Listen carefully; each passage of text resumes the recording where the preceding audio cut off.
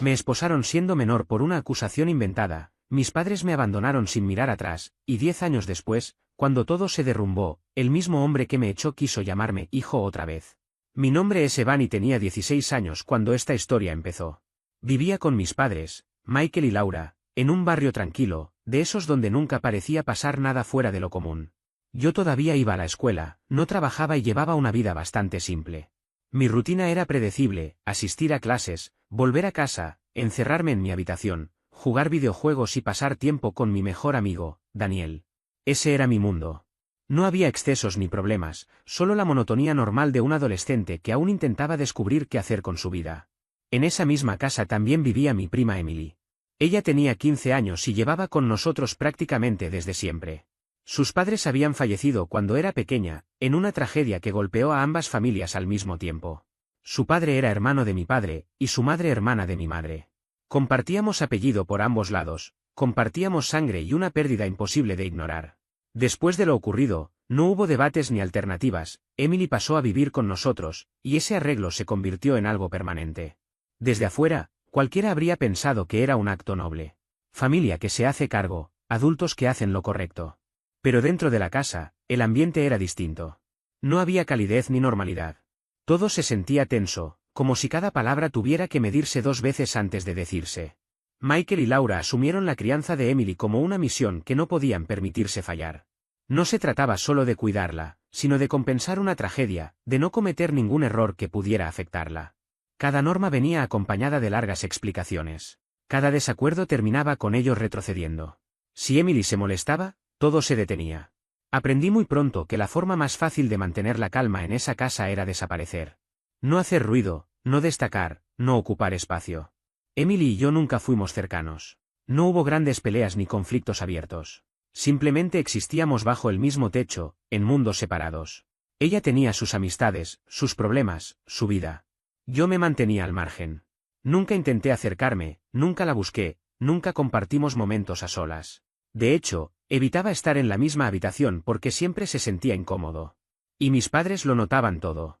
Al principio no era tan evidente, pero con el tiempo se volvió imposible ignorarlo. Si Emily estaba en la cocina, mi madre aparecía de inmediato con cualquier excusa. Si yo pasaba frente a su habitación, mi padre preguntaba qué estaba haciendo. No eran acusaciones directas, solo una vigilancia constante. En ese momento pensé que era simple protección.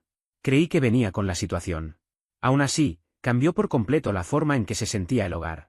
Dejé de invitar amigos con frecuencia. Pasaba la mayor parte del tiempo encerrado en mi cuarto. Ese espacio se convirtió en mi refugio.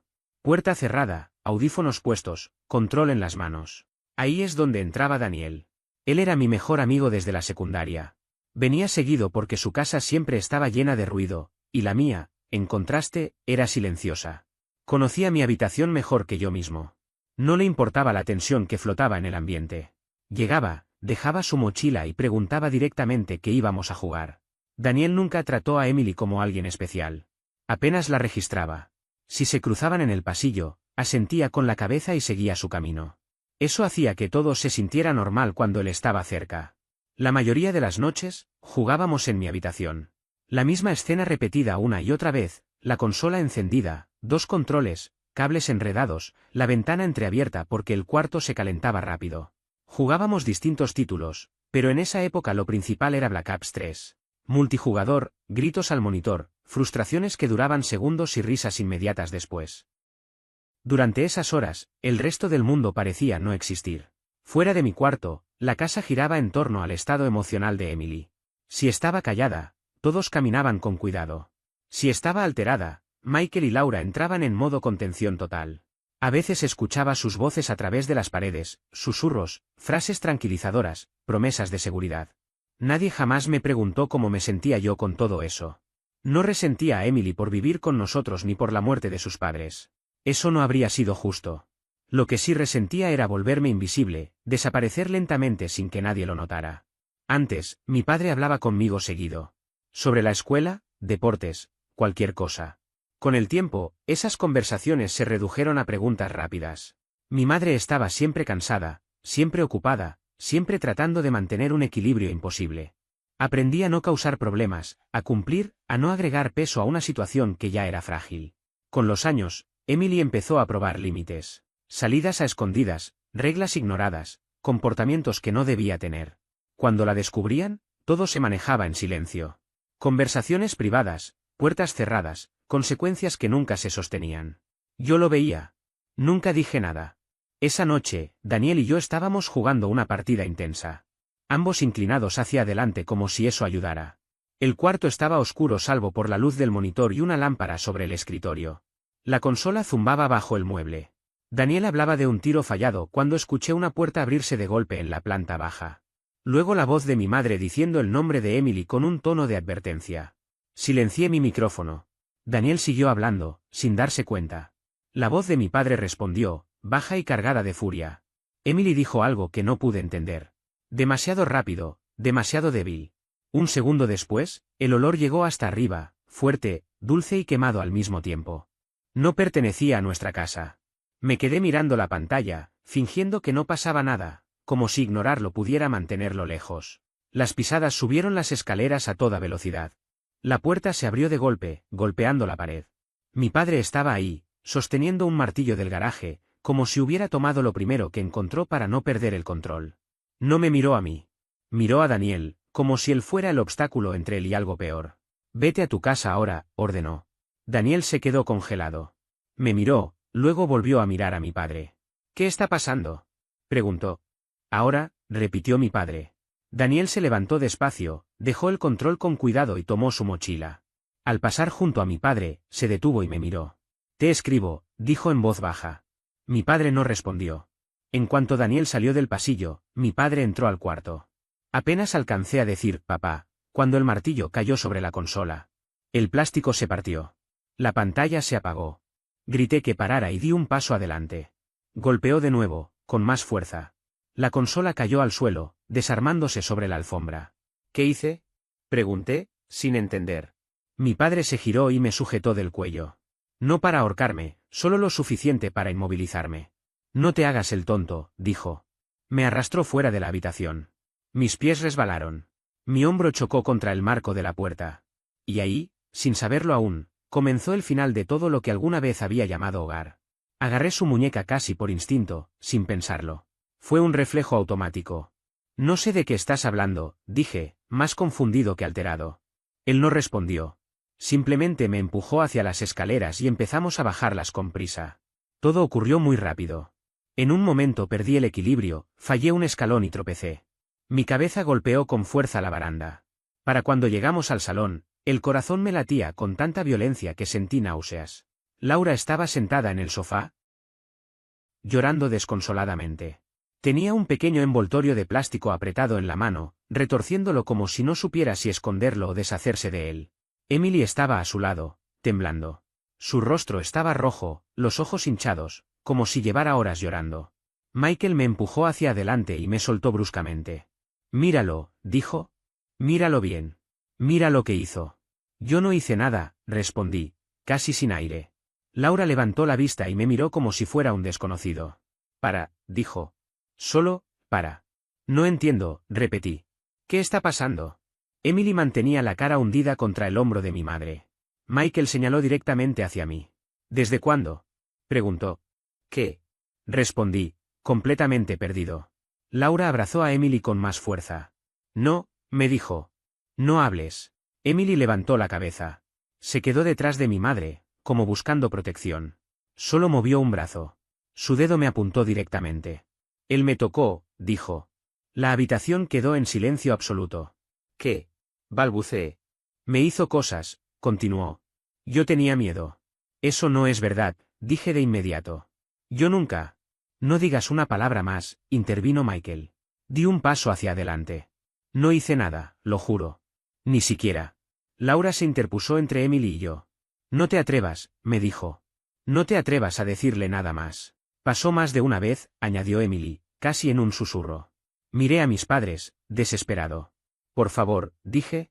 Esto no es real. Laura se giró y tomó su teléfono. Voy a llamar a la policía, anunció. No, respondí. Espera, no puedes. Ellos tienen que escuchar esto, dijo Michael. Mis piernas dejaron de responder. Me senté en el suelo. El tiempo se volvió extraño, pesado y rápido a la vez. Laura comenzó a rociar ambientador por toda la casa, como si quisiera borrar algo del aire. Michael caminaba de un lado a otro. Emily lloraba en silencio. Nadie me miraba. Cuando llegó la policía, todo cambió otra vez. Nos separaron de inmediato. Un agente se quedó conmigo cerca de la entrada. Otro habló en voz baja con mis padres. No podía oír lo que Emily decía, pero veía cómo le temblaban las manos. Uno de los oficiales se volvió hacia mí. Vamos a necesitar que nos acompañes a la comisaría. ¿Qué? Pregunté. No estás arrestado, aclaró. Solo necesitamos hacerte algunas preguntas. Entonces, ¿por qué hace eso? Pregunté cuando sacó las esposas. Por seguridad de todos, respondió con voz neutra, como si fuera una frase que repitiera a diario. Me esposaron igual. No apretadas, pero frías. Afuera, las luces de los coches policiales parpadeaban contra la fachada. Los vecinos estaban en sus porches, fingiendo no mirar. El trayecto fue silencioso. En la comisaría me llevaron a una sala pequeña, una mesa, 2 sillas, luces fluorescentes que hacían que todo pareciera irreal. Mis padres se negaron a estar presentes. Las preguntas se repitieron una y otra vez. ¿La tocaste? No. ¿Cuándo pasó? No pasó. ¿Cuántas veces? Nunca. Aún así, lo escribían todo. ¿Por qué diría algo así? Preguntó uno de ellos. No lo sé, respondí. Apenas hablaba con ella. Me preguntaron dónde había estado ciertos días, en qué habitaciones había estado, si había alguien más en casa. Contesté todo. Las horas pasaron sin que pudiera contarlas. Finalmente, uno dijo. Hemos terminado por hoy. ¿Vuelvo a casa? Pregunté. Sí, respondió. Por ahora. No sonó tranquilizador. Me llevaron de vuelta poco antes del amanecer. Nadie habló durante el trayecto. Uno de los oficiales mencionó que alguien se comunicaría más adelante, como si eso significara que aún tenía algún lugar en el mundo. Cuando el coche se detuvo frente a mi casa, lo primero que vi fue la luz del porche encendida. Luego vi mis cosas. Todo estaba amontonado cerca de los escalones. No ordenado, no empacado. Simplemente tirado, como si hubieran vaciado una habitación a toda prisa. Mi mochila. Un par de sudaderas. Zapatos sin caja. Un cesto de ropa con prendas aún dentro. Mi carpeta escolar doblada. Una chaqueta vieja colgando a medias, arrastrándose por el cemento. Me quedé inmóvil unos segundos, intentando entender lo que estaba viendo. Entonces lo comprendí. Bajé del coche. El oficial también lo hizo, pero se quedó unos pasos atrás. Subí los escalones lentamente. Cada uno pesaba más que el anterior. Dejé la mochila en el suelo y tomé el pomo de la puerta. ¿Cerrada? Golpeé una vez, más fuerte de lo que pretendía. Nada. Golpeé otra vez. Tras unos segundos, la puerta se abrió apenas. La cadena seguía puesta. Podía ver el pasillo, la misma pintura, el mismo cuadro en la pared. Todo parecía normal. Michael estaba del otro lado. Laura detrás de él. Ninguno parecía sorprendido de verme. El oficial habló primero, con tono profesional. Señor, señora, él es menor de edad. ¿Se niegan a dejarlo entrar? Michael respondió sin dudar. Sí. Laura evitó mirarme. Esta ya no es su casa. Sentí un nudo en la garganta. ¿Qué? No puedes volver, dijo Michael con dureza. El oficial hizo una pausa, como si quisiera discutir y supiera que no serviría de nada. Me miró a mí. De acuerdo, dijo. Tendré que documentar esto y hacer algunas llamadas. Me acerqué a la rendija de la puerta. No hice nada, dije. Ni siquiera me escucharon. Michael apretó la mandíbula. No. Laura finalmente me miró. Tenía los ojos rojos. Su voz era plana. Toma tus cosas y vete. ¿Eso es todo? Pregunté. Ya basta, dijo Michael. La puerta se cerró. La cadena se deslizó. El cerrojo sonó. Me quedé allí, mirando la puerta, esperando que se abriera otra vez. Esperando que alguien dijera que esto era demasiado, que necesitaban tiempo, que era temporal. Nada pasó. El oficial me ofreció una tarjeta de un refugio. No la tomé. Volví al montón de cosas en el porche. Todo lo que tenía estaba allí, o al menos todo lo que ellos consideraron importante. No había fotos. No había recuerdos de infancia. Solo ropa, cosas del colegio y lo primero que encontraron. Hice varios viajes hasta el coche. Cada vez que subía los escalones, esperaba que la puerta se abriera. Nunca lo hizo. Lo último que recogí fue mi chaqueta. Sacudí la prenda antes de ponérmela y recién entonces noté que una de las mangas estaba rasgada. El hilo sobresalía de forma irregular, como si se hubiera enganchado en algo. No recordaba cuándo había pasado ni cómo. Pensé en intentar arreglarla, pero enseguida entendí que no importaba. En ese momento, nada importaba demasiado. Me la puse igual, sin pensar más en ello. Cuando terminé de cargar el auto, el maletero estaba completamente lleno y el asiento trasero ya no tenía espacio para nada más. Bolsas, cajas, ropa doblada a medias. Todo lo que había podido juntar a las apuradas. Me quedé de pie unos segundos, con la mano apoyada en la manija de la puerta, mirando la casa por última vez. Las ventanas eran las mismas de siempre. La luz del porche seguía encendida, proyectando ese resplandor amarillento que había visto miles de noches. La fachada no había cambiado en absoluto. Era el mismo lugar donde había vivido toda mi vida, donde había aprendido a caminar, donde había crecido creyendo que ese espacio siempre estaría ahí. No me fui porque estuviera listo. No fue una decisión tomada con calma ni un plan armado con anticipación. Me fui porque ya no había lugar para quedarme. Porque no quedaba un solo rincón donde pudiera pararme sin sentir que estorbaba. Arranqué el auto sin pensar demasiado en la dirección. No tracé una ruta. No elegí un destino. Simplemente avancé. Al principio, las luces de las calles me acompañaban, semáforos conocidos, esquinas familiares. Poco a poco, esas luces fueron quedando atrás y se transformaron en carreteras vacías. Las casas se hicieron menos frecuentes, más separadas. El cielo comenzó a aclararse de forma casi imperceptible, como si el día llegara sin pedir permiso. En algún momento miré el reloj del tablero. Llevaba casi 2 horas manejando. Me sorprendió darme cuenta de cuánto tiempo había pasado sin que realmente lo notara. Entré en el estacionamiento de una tienda cerrada, una de esas grandes superficies que parecen abandonadas de noche, y apagué el motor. El silencio fue inmediato y pesado. Tan profundo que me hizo consciente de mi propia respiración. El teléfono vibró una sola vez. Un mensaje de Daniel, preguntando si estaba bien. Me quedé mirando la pantalla unos segundos. Pensé en responder. Pensé en escribir algo simple, algo automático. Pero no supe qué decir. ¿Cómo se responde a una pregunta así cuando ni uno mismo lo sabe? Así que no respondí. Incliné el asiento todo lo que pude. El mecanismo llegó a su límite rápidamente. No era suficiente. Las piernas no encajaban bien y el cuello quedó doblado en un ángulo incómodo. Me quedé mirando el techo del auto, siguiendo con la vista una pequeña mancha en el tapizado, hasta que los ojos comenzaron a arderme. Dormir fue casi imposible. Cada vez que cerraba los ojos, la misma escena volvía una y otra vez. La puerta cerrándose, el sonido seco del seguro, las palabras cayendo como un peso sobre el pecho. Cuando finalmente me dormí, fue un sueño liviano, fragmentado, del que despertaba con cualquier movimiento. Desperté rígido, con frío, con los músculos tensos. El teléfono marcaba batería baja. Miré la hora y entendí que las clases ya habían empezado hacía rato. El dato apenas me afectó. Sentí que eso pertenecía a otra vida, a otro momento. Volví a manejar solo para no quedarme quieto. Estacioné en otro lugar. Me quedé sentado, sin hacer nada. No comí porque no tenía hambre, o porque el cuerpo no encontraba espacio para esa necesidad. Cuando volvió a anochecer, algo se asentó dentro de mí con una claridad incómoda. No iba a volver a casa. No existía un escenario donde eso sucediera. Aparqué en una calle lateral donde ya había otros autos alineados. Pensé que así pasaría más desapercibido. Doblé la chaqueta, intentando convertirla en una almohada improvisada. No funcionó. Cada ruido me hacía incorporarme de inmediato. Faros que pasaban, pasos en la vereda, una puerta cerrándose en algún punto cercano. Mi cuerpo permanecía en tensión constante, como si esperara que alguien golpeara la ventanilla en cualquier momento para decirme que tampoco pertenecía allí. En algún punto de la noche entendí algo que me golpeó más fuerte de lo que esperaba. Era la primera vez en mi vida que nadie sabía dónde estaba. Nadie me esperaba. Nadie contaba con que regresara. Me quedé mirando el parabrisas oscuro, intentando comprender lo rápido que todo se había desmoronado.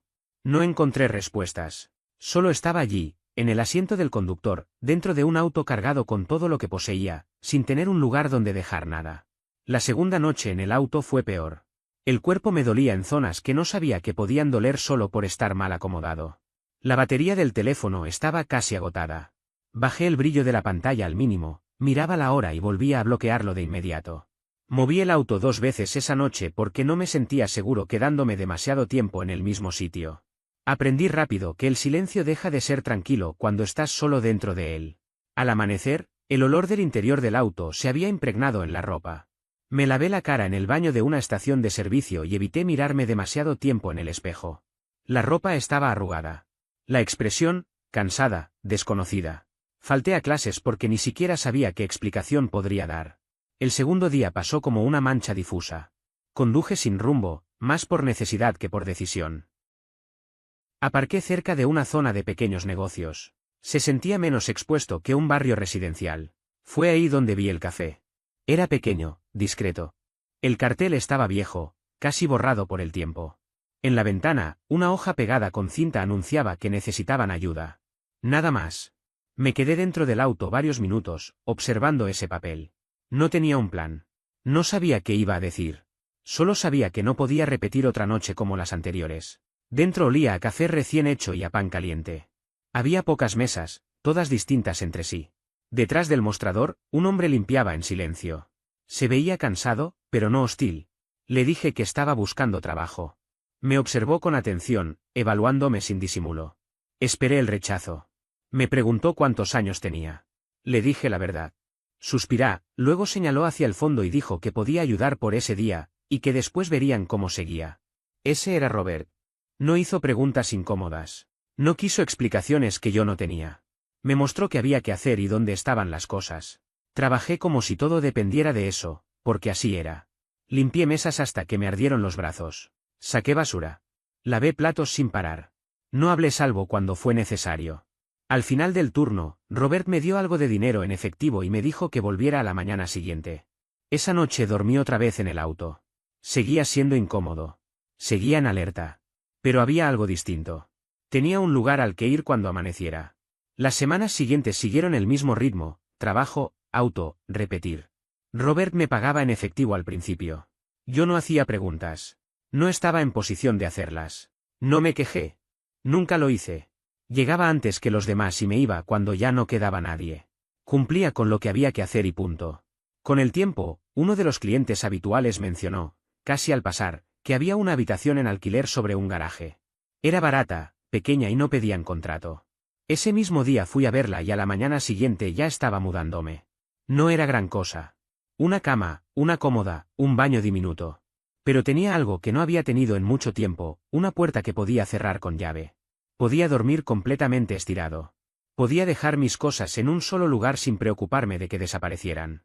Ese mínimo de estabilidad cambió más cosas de las que esperaba. Cuando por fin pude volver a dormir bien, enfrenté el otro asunto que llevaba tiempo evitando. Saqué el equivalente a mi diploma. No se lo dije a nadie de mi vida anterior. Me tomó tiempo, esfuerzo y muchas noches largas, pero lo hice. No hubo celebración, ni fotos, ni llamadas. No era un logro para mostrar, sino una puerta que me negué a dejar cerrada. Y eso, para mí, significó más de lo que imaginé. Los días empezaron a ordenarse solos. Trabajo por la mañana, limpieza, preparación, ayudar donde hiciera falta. No hablaba de estudios. No hablaba de mi casa. Robert no insistía. Respetaba los silencios, y eso lo valoré más de una vez. Pasaron 5 meses antes de que llamara a Michael. No fue un impulso. Lo pensé durante días. Ensayé lo que iba a decir mientras limpiaba mesas y lavaba tazas. Me repetí una y otra vez que no estaba pidiendo volver. Solo quería que me escuchara. Llamé una noche después del trabajo. Estaba de pie, afuera de mi habitación, con el teléfono pegado a la oreja. Atendió. Dije su nombre. Hubo una pausa. Después su voz se volvió dura. ¿Qué quieres? Le dije que solo quería hablar. Que no había hecho lo que ella había dicho. Me cortó. Deja de llamar. Estoy trabajando. Intenté decir que estaba bien, que solo quería. Ya no eres parte de esta familia, dijo. No llames otra vez. Quise agregar algo más. Cualquier cosa. La llamada se cortó. Me quedé ahí, sosteniendo el teléfono, como si pudiera sonar de nuevo si esperaba lo suficiente. No sonó. Ese fue el momento en que todo se acomodó dentro de mí. No fue la noche en que me fui, ni el Porsche, ni el auto. Fue esa llamada. Desde entonces dejé de esperar algo. Dejé de preguntarme si algún día me buscarían o si las cosas cambiarían. Ya sabía exactamente cuál era mi lugar. A la mañana siguiente fui a trabajar como siempre. Daniel siguió en mi vida durante todo ese tiempo. Nunca presionó. Nunca exigió explicaciones. A veces aparecía en el café y se quedaba sentado en silencio hasta que terminaba mi turno. Otras veces solo mandaba un mensaje preguntando si había comido. Nunca me pidió que perdonara a nadie. Simplemente se quedó.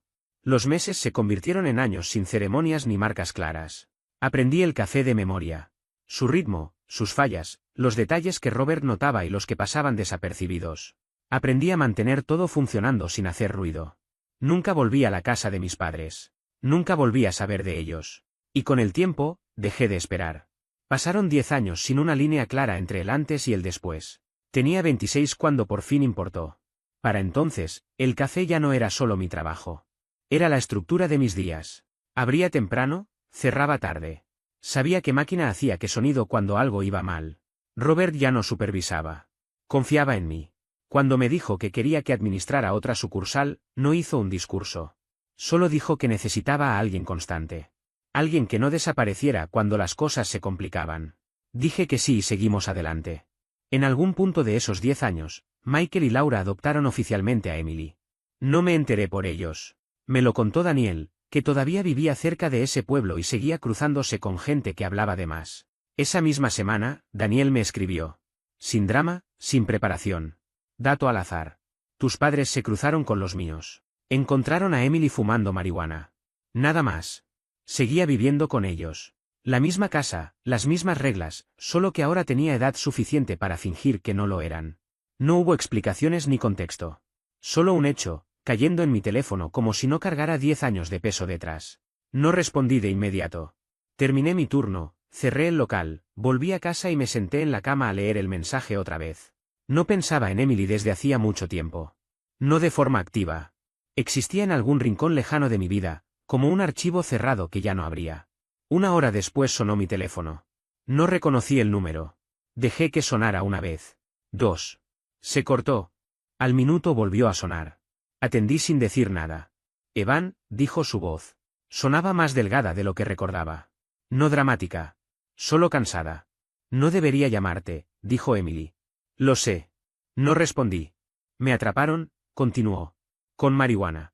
Por eso Daniel te escribió. Esperé. Estaban gritando, dijo. Haciendo preguntas. Diciendo que ya no me reconocían. Tomó aire. Sonó como si le doliera. Y yo, se detuvo. No pude hacerlo otra vez. ¿Hacer qué? Pregunté. Mentir. No dijo la palabra, pero quedó flotando igual. Necesito decirte algo, continuó. Y necesito que lo escuches de mí. No me moví. No la interrumpí. Te acusé porque entré en pánico, dijo. Estaba drogada. Me descubrieron y pensé que iba a perderlo todo. Empezó a hablar más rápido, como si frenar la obligara a detenerse. No pensé en lo que te pasaría a ti. Solo necesitaba que todo se detuviera. Y cuando llegó la policía, ya no supe cómo deshacerlo. Mi mandíbula se tensó.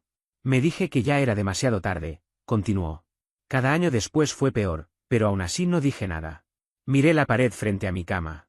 Dejé que te echaran, dijo. Vi cómo pasaba. Apreté el teléfono con fuerza. Dijo en voz baja que ellos la habían adoptado tiempo después. No lo dijo como una excusa ni como una justificación, sino como si fuera un dato más, algo que había estado guardando demasiado tiempo. Añadió que ella misma había permitido que eso ocurriera. Que nunca lo había impedido. Que dejó que las cosas siguieran su curso. Yo no respondí de inmediato. Me quedé escuchando su respiración al otro lado de la línea, midiendo cada segundo de silencio. Me explicó que esa misma noche les había contado todo. Que Emily finalmente había hablado de aquella noche, del origen de la mentira, de la historia que inventó para explicar lo que había pasado. Dijo que había contado cómo manipuló los hechos, cómo sostuvo esa versión durante años. Cerré los ojos mientras escuchaba, apoyando la frente contra la pared. Ahora lo saben, dijo. Saben que se equivocaron. Que estuvieron mal. Se equivocaron. 10 años reducidos a una sola palabra. 10 años de decisiones, de consecuencias, de silencios, resumidos en algo tan simple que resultaba casi ofensivo. Se apresuró a aclarar que no esperaba nada de mí. Que no buscaba perdón ni reconciliación. Que no pretendía volver a formar parte de mi vida. Solo necesitaba que yo supiera la verdad. Dijo que ya no podía seguir cargando con eso sola, que se le había vuelto insoportable. Dejé que el silencio se estirara entre nosotros, sin ayudarla, sin interrumpirla. Evan, lo siento, dijo al final, con la voz quebrada. No le dije que la aceptaba. No le dije que no. No le ofrecí consuelo ni rechazo. No dije absolutamente nada. Esperó unos segundos más, como si todavía existiera la posibilidad de que yo hablara, de que respondiera de alguna manera. Luego, la llamada se cortó. Me quedé sentado con el teléfono pegado al oído mucho después de que la línea quedara muda, mirando un punto fijo sin verlo realmente. Unos minutos más tarde llegó un mensaje de Daniel. Decía que ella les había contado todo. Que no estaban bien. Que la casa era un caos. No respondí. Más tarde esa misma noche, Daniel me llamó. Su voz sonaba cansada. No habló demasiado. No hizo preguntas. Solo confirmó lo que yo ya intuía. Cuando Emily confesó, no hubo gritos ni reproches. No hubo intentos de justificarse. Hubo derrumbe. Me dijo que Michael se sentó como si las piernas ya no lo sostuvieran, como si el cuerpo hubiera entendido antes que la cabeza. Que Laura lloró sin parar y repitió mi nombre una y otra vez, como si decirlo pudiera traerme de vuelta, como si todavía pudiera comprobar que yo existía. Preguntaron dónde estaba yo. Daniel les dijo que no sabía si yo quería ser encontrado. No ofreció nada más. Y era verdad. A la mañana siguiente fui a trabajar como siempre. No falté. No llegué tarde. Abrí el café, encendí las luces, revisé las entregas, firmé los comprobantes. Organicé los turnos con el equipo, resolví problemas menores, seguí una rutina que conocía de memoria. Robert me preguntó si estaba bien. Le dije que sí, sin dudar. Nada cambió en el mundo que me rodeaba. El día avanzó igual que cualquier otro. Pero en otro lugar, lejos de mí, una mentira que había durado 10 años finalmente se había quebrado. No se resolvió. No se cerró. No sanó nada. Simplemente quedó ahí, suspendida entre lo que ocurrió y lo que jamás podría arreglarse. Unas semanas después, Emily ingresó a rehabilitación. No se presentó como una elección. Michael y Laura ya no confiaban en ella y no sabían qué otra cosa hacer. El episodio de la marihuana había destapado demasiadas cosas que preferían no ver, patrones repetidos, mentiras constantes, personas que no conocían, horarios inexplicables, cuánto tiempo llevaba realmente así. La rehabilitación sonó como responsabilidad, como una acción concreta que podían señalar. No me enteré por ellos. Me enteré por Daniel. No me preguntó cómo me sentía. No buscó mi opinión. Solo me informó de lo que estaba pasando, como si fuera un parte médico. Días después, Emily volvió a llamarme. Estuve a punto de no atender. Miré el teléfono durante varios segundos antes de hacerlo. Cuando contesté, su voz sonaba distinta. Más pequeña. No frágil de una forma que pidiera compasión, sino como alguien que se había quedado sin espacios donde esconderse. Estoy en tratamiento, me dijo. Me dijeron que debería intentar reparar las cosas. No respondí. Sé que no me debes nada, añadió rápido. Solo quería preguntar. No tienes que decir que sí. ¿Dónde? Pregunté finalmente, más por cansancio que por interés. Me dijo el lugar. Le dije que lo pensaría. No fui por cierre. No fui por lástima. No fui por ella. Fui porque había cosas que nunca había dicho en voz alta y ya estaba cansado de cargarlas solo. El lugar era silencioso de una forma artificial. Paredes limpias, colores neutros, sillas acomodadas con demasiado cuidado, como si allí no estuviera permitido que ocurrieran cosas desagradables. Un sitio diseñado para suavizar verdades duras. Me registré en recepción y esperé. Cuando Emily entró, casi no la reconocí. Estaba más delgada. Llevaba el cabello recogido de una forma que no le favorecía. No había maquillaje ni gestos ensayados. Solo ojos cansados, hombros rígidos, una postura defensiva. Se sentó frente a mí, en una mesa pequeña, dejando una distancia exacta, calculada. Gracias por venir, dijo. No contesté. Sé que esto no arregla nada, continuó, con cuidado. Detente, le dije. Ella se quedó en silencio. Me incliné hacia adelante. No puedes presentar esto como si estuvieras haciendo algo valiente, dije. No dijiste la verdad porque quisieras. La dijiste porque te volvieron a descubrir. Su rostro se tensó. Tú no entraste en pánico ni una sola vez, seguí. Elegiste mentir, y luego volviste a elegirlo cada año que pasó. Tenía miedo, dijo, casi en un susurro. Estabas cómoda, respondí. No es lo mismo. Abrió la boca, la cerró, volvió a intentarlo. Los viste echarme, continué. Estuviste ahí. Escuchaste cada palabra. Y no dijiste nada. Las lágrimas empezaron a caer. Se las limpió con la manga de la sudadera, sin mirarme. No pensé que llegarían tan lejos, dijo. Sabías exactamente lo que estaban haciendo, le respondí. Me dejaste desaparecer para no enfrentar consecuencias. Negó con la cabeza. Tenías 15, 16, dijo, buscando refugio en los números. 17, 18, 20, repliqué. Cada año que pasó fue una decisión. Bajó la mirada. Permitiste que te adoptaran, añadí. Permitiste que me reemplazaran. Tomaste el lugar que quedó vacío. Yo no pedí eso. Tú tampoco lo detuviste, susurró. El silencio se asentó entre nosotros. Nadie interrumpió. Nadie intervino. Nadie vino a salvar la conversación. Yo dormí en mi coche, dije. Falté a la escuela. Aprendí a sobrevivir porque no tenía otra opción. Tú volvías a casa todas las noches. Se cubrió el rostro con ambas manos. Construiste una vida mientras la mía tuvo que levantarse desde cero, continué. Y ahora quieres que yo te ayude a sentirte mejor con eso. No es eso, dijo, con la voz rota. Solo quería que supieras que lo siento. Sé que lo sientes, respondí. Eso no cambia nada. Entonces me miró de verdad. Y por primera vez, no apartó la mirada. ¿Hay algo que pueda hacer? ¿Lo que sea? Lo preguntó con la voz quebrada, como si aún quedara una última ficha por mover. Me levanté despacio de la silla. No hubo dramatismo en el gesto, solo cansancio. Ya lo hiciste, respondí. Hace 10 años. Sus hombros comenzaron a sacudirse. Pronunció mi nombre, pero yo ya estaba avanzando. Pasé a su lado, dejé atrás la mesa, las sillas acomodadas con demasiado cuidado, el intento torpe de normalidad. No miré atrás. Afuera, el aire se sentía distinto. Menos contenido, menos acolchado. Me senté en el auto sin encender el motor, las manos apoyadas en el volante, respirando lento hasta que el pulso volvió a su ritmo. No sentí alivio. Tampoco ligereza. Pero algo había cambiado, ya no sentía esa fuerza tirando de mí hacia atrás. Arranqué y me fui sin mirar los espejos. Esa fue la última vez que vi a Emily. Después de la rehabilitación, no volví a buscar a Michael ni a Laura. No envié mensajes. No pedí noticias a Daniel. Tampoco respondí nada que llegara de forma indirecta. Lo que hubieran necesitado decir ya había llegado demasiado tarde como para importar. La vida siguió con su forma habitual. Abrí el café. Me ocupé de los turnos, de las máquinas que se rompían, de los proveedores que llegaban tarde. Robert confiaba lo suficiente en mí como para dejar las cosas en mis manos.